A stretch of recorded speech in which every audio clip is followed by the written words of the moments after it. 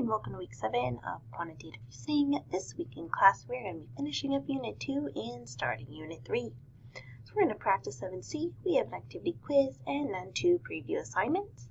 On Thursday we'll be testing in class, but I'll go over that in just a minute.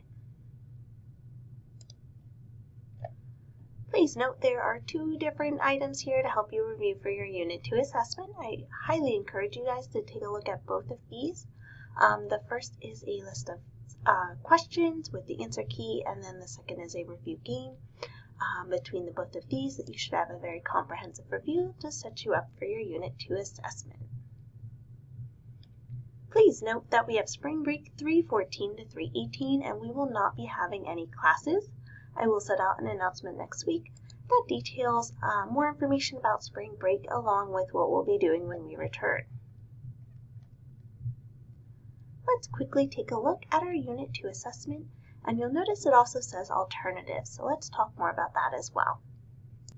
So for your Unit 2 assessment, you actually have 2 different options.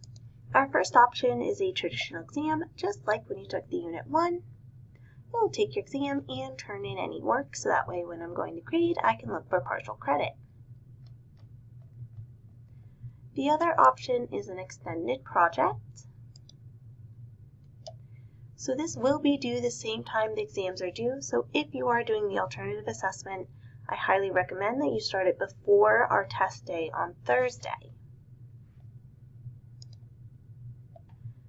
This is going to expand upon your Unit 2 mini project using probability from Lesson 4, and then the ideas involving graphs and percentages from Lesson 7. So you'll do a brief introduction to the 3 sentences. You'll look at probability using these 4 criteria down here. And then the information from Lesson 7 with 5 through 7 on this tab. Now you can also print out all the directions up here using this link. And you can also find those under How Do I Know If I'm on the Right Track along with your rubric.